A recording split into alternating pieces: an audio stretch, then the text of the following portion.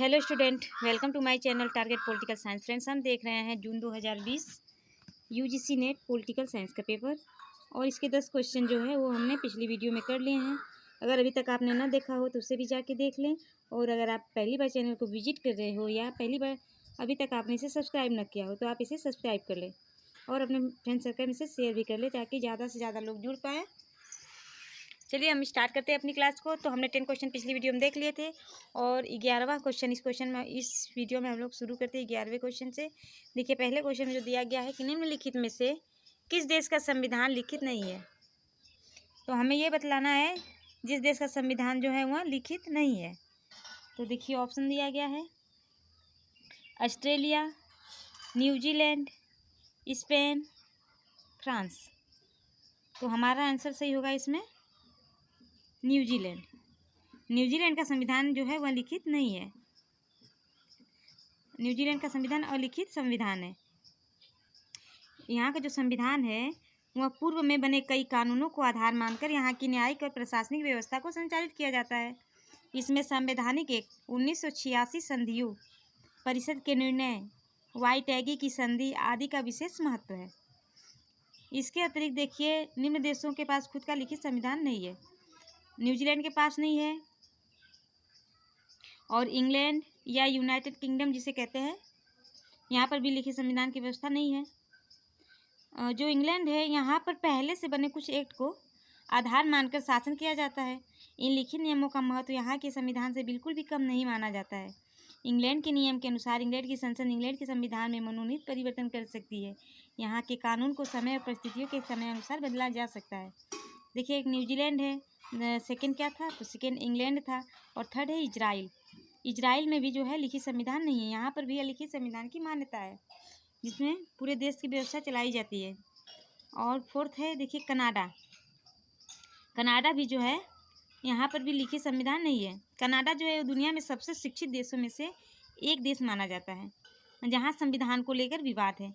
यहाँ कुछ लोगों का मानना है कि लिखित संविधान के जरिए शासन चलता है, तो कुछ लोगों का मानना है कि यहाँ लिखित संविधान है। यहाँ माना जाता है कि लिखित संविधान तो है लेकिन सरकार अलिखित संविधान के नियमों का ही पालन करती है। और सऊदी अरब, नेक्स्ट जो कंट्री है वह है सऊदी अरब। सऊदी अरब के पास भी लिखित संविधान नहीं है। यहाँ पर कुरान में लिखी गई बातों को सर्वोच्च मानकर फैसले लिए जाते हैं। तो हमने देखा New Zealand, United kingdom, England, Israel, Canada और सऊदी अरब। इन देशों में क्या है, तो लिखित संविधान की व्यवस्था नहीं है। तो हमारा जो इस क्वेश्चन का हमारा आंसर था वह था सेकेंड न्यूजीलैंड। चलिए अगला क्वेश्चन देख लेते। देखिए अगला क्वेश्चन है कि निम्नलिखित में से यूरोपीय संघ की कार्यकारी नौकरशाही भुजा कौन सी है। तो यूरोपीय संघ की कार्यकारी नौकरशाही भुजा कौन सी है। ऑप्शन देख लेते हैं, यूरोपीय परिषद, यूरोपीय आयोग परिषद या यूरोपीय संसद। फोर्थ कौन सा, देखिए यूरोपीय संसद। तो देखिए जो हमारा आंसर इसमें सही होता है वह होता है ऑप्शन 2 यानी यूरोपीय आयोग। तो यूरोपीय आयोग जो है वह क्या है, तो यूरोपीय संघ की कार्यकारी नौकरशाही भुजा है। अगर देखिए यूरोपीय संघ यूरोप में 27 देशों का एक आर्थिक, जो यूरोपीय संघ है उसके बारे में थोड़ा जान लेते हैं। तो जो यूरोपीय संघ है वह यूरोप में 27 देशों का एक आर्थिक एवं राजनीतिक मंच है। इनके बीच आपसी प्रशासकीय साझेदारी भी होती है जो संघ के सभी राष्ट्रों के ऊपर लागू होती है। यूरोपीय आयोग यूरोपीय संघ की कार्यकारी शाखा है। तो हमें यूरोपीय आयोग की कार्यकारी शाखा ही बतलाना था। तो हमारा आंसर सेकेंड इसमें सही हुआ। यूरोपीय आयोग जो था वो हमारा सही था। देखिए इसमें गलत टिक लगी है, ऑप्शन सेकेंड हमारा सही है, यूरोपीय आयोग। और यूरोपीय आयोग के जो सदस्य होते हैं 28 सदस्य होते हैं। प्रत्येक सदस्य देश एक सदस्य होते हैं, उसके अध्यक्ष भी शामिल होते हैं। इसके आयुक्तों से उम्मीद की जाती है कि वे अपने राष्ट्र के प्रति अलगाव नहीं रखते हुए स्वतंत्र रूप से यूरोपीय संघ की हितों के लिए काम करें। यूरोपीय आयोग है वैसी जगह है जहां यूरोपीय संघ कानून को प्रस्तावित कर सकता है जबकि उसे पारित कराने में उनकी कोई भूमिका नहीं होती। यूरोपीय आयोग क्या करता है, तो वहाँ यूरोपीय संघ के लिए कानून को प्रस्तावित कर सकता है लेकिन उसको पारित करने में उनकी कोई भूमिका नहीं होती। किसकी, तो यूरोपीय आयोग की। यूरोपीय आयोग के देखिए काम जो है वह है कि यूरोपीय संघ के कानून सभी सदस्य देशों में लागू हो, यह सुनिश्चित करता है यूरोपीय आयोग। यूरोपीय संघ की नीतियों और बजट की निगरानी करना, और उसे लागू करना भी कार्य है यूरोपीय आयोग का। और अंतर्राष्ट्रीय मंचों पर यूरोपीय संघ का प्रतिनिधित्व करना, विशेषकर अंतर्राष्ट्रीय व्यापार और पर्यावरण के मुद्दों पर, यह भी किसका कार्य है? तो यूरोपीय आयोग का कार्य है। सो फ्रेंड्स, इसमें हमें क्या देखना था? तो कार्यकारी नौकरशाही भुजा कौन सी है? तो हमारा आंसर सही होता है ऑप्शन 2, यूरोपीय आयोग। चलिए अगला क्वेश्चन है। देखिए, अब कुछ बुक लिस्ट दी गई है और लेखक के, ऑथर के नाम दिए गए हैं, तो हमें उनसे क्या करना है? तो मिलान करना है। देखिए, हन्ना आरेंट की जो बुक होगी तो उनकी बुक का नाम है द ह्यूमन कंडीशन। तो देखिए इसका, और देखिए पिछले में होगा इसका। देखिए द ह्यूमन कंडीशन जो है वह हन्ना आरेंट की बुक है, तो फर्स्ट नंबर पे हो जाएगा 4th नंबर, यानी ह्यूमन कंडीशन किसकी बुक है? तो हन्ना आरेंट की। और सेकंड, देखिए सेकंड ऑप्शन जो है फ्रेंच फैनन, जो फ्रेंच फैनन है इनकी बुक का नाम है देखिए the ratchet of the earth जो बुक है वह फ्रेंच फैनन की है, तो बी का 2 होगा। और थर्ड जो ऑप्शन है माओ से तुंग की बुक जो रेड डाटा थी, देखिए माओ से तुंग की बुक है लिटिल रेड बुक जो है वह माओ से तुंग की बुक है। और फोर्थ जो है जान के गेलब्रेथ जो है उनकी बुक का नाम है एफ्लुएंट सोसाइटी जो है वह जॉन के गेलब्रेथ की बुक का नाम है। तो इस हिसाब से अगर हम ऑप्शन देखते हैं तो हमारा ऑप्शन सही होता है ऑप्शन 3, यानी 4, 2, 1 एंड 3। चलिए एक बार देख लेते हैं। देखिए जो हन्ना आरेंट है, हन्ना आरेंट की जो बुक है, हन्ना आरेंट की बुक का क्या नाम था? तो द ह्यूमन कंडीशन। और इसका प्रकाशन हुआ था, जो ह्यूमन कंडीशन बुक है, ह्यूमन कंडीशन बुक की जो प्रकाशन हुआ था 1958 में हुआ था, 1958 में हुआ था। और सेकंड जो फ्रेंच फैनन की बुक का नाम है the ratchet of the earth, और इनकी बुक प्रकाशित हुई थी 1961 में। और अगले जो थिंकर्स हैं माओ से तुंग जो है इनकी बुक कौन सी थी? तो लिटिल रेड बुक थी, और उसका प्रकाशन वर्ष है 1964। चाइनीज़ में 1964 जो इनकी बुक थी पहले आई थी चाइनीज़ में 1964 में, फिर इसका कन्वर्ट हुई इंग्लिश में और 1966 में प्रकाशित हुई थी। तो 1964 में चाइनीज़ में और 1966 में इंग्लिश में। किसकी बुक थी? तो माओ से तुंग की लिटिल रेड बुक।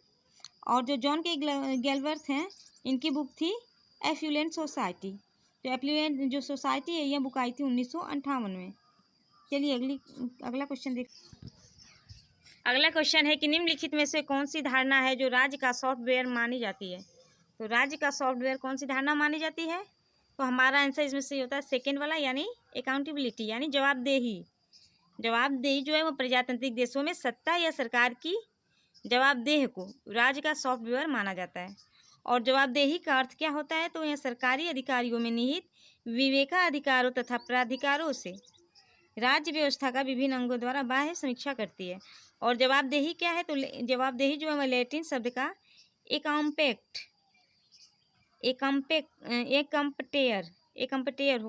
एकम्पेटेयर हिसाब करना है, यानी इसका अर्थ है से निकला है। और कंप्यूटियर से निकला है, और कंप्यूटर में यानी गिनती करना एक उपसर्ग है जो कि प्यूटर से निकला है। चलिए अगला क्वेश्चन देख लेते हैं।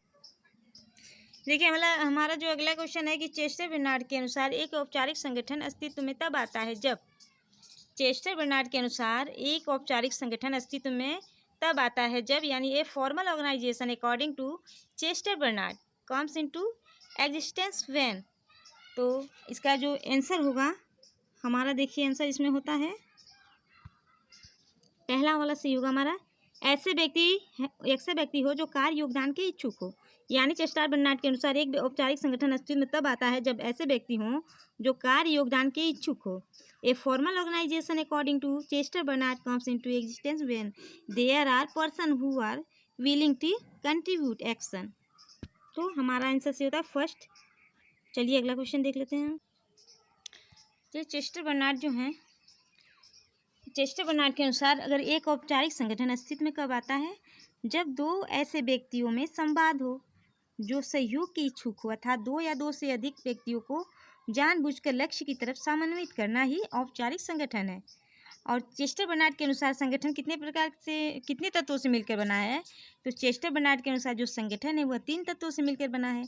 फर्स्ट है संचार, सेकेंड है सहयोग की भावना और थर्ड है सामूहिक उद्देश्य। संचार क्या है? तो जो संचार है, बर्नार्ड ने संचार को संगठन का अनिवार्य अंग माना है, जिसके माध्यम से विभिन्न व्यक्ति परस्पर बातचीत करके संगठन का निर्माण करते हैं। सेकेंड है सहयोग की भावना। उनके अनुसार प्रत्येक व्यक्ति की अपनी भौतिक, सामाजिक एवं जैविक सीमा होती है, जिसके कारण वह अकेले उद्देश्य प्राप्त नहीं कर सकता है। यह सीमा ही सहयोग को आवश्यकता बना देती है। सहयोग की भावना को संचार ही सुनिश्चित करता है। और थर्ड जो है वह है सामूहिक उद्देश्य। तो व्यक्तियों के पारस्परिक सहयोग से ही लक्ष्य की प्राप्ति संभव हो सकती है।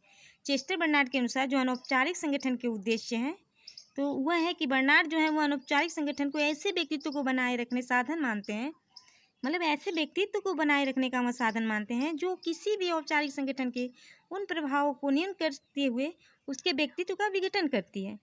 तो बर्नार्ड के अनुसार ऐसे संगठन के 3 मुख्य आधार उद्देश्य होते हैं: व्यक्तिगत अखंडता, आत्मसम्मान और स्वतंत्र रुचि के एहसास को बनाए रखना।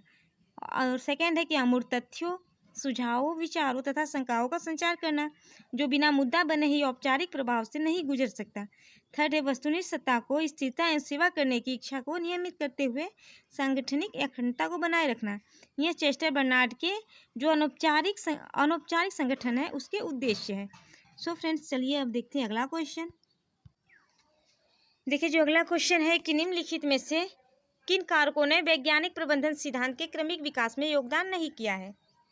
निम्नलिखित में से किन कारकों ने वैज्ञानिक प्रबंधन सिद्धांत के क्रमिक विकास में योगदान नहीं किया है? Which of the following factors did not contribute to the evolution of the scientific management theory?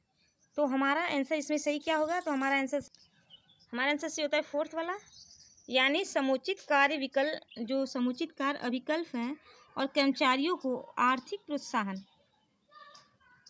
वैज्ञानिक प्रबंधन सिद्धांत का प्रतिपादन जो देखिए 1980 से 1990 के दशक में फ्रेडरिक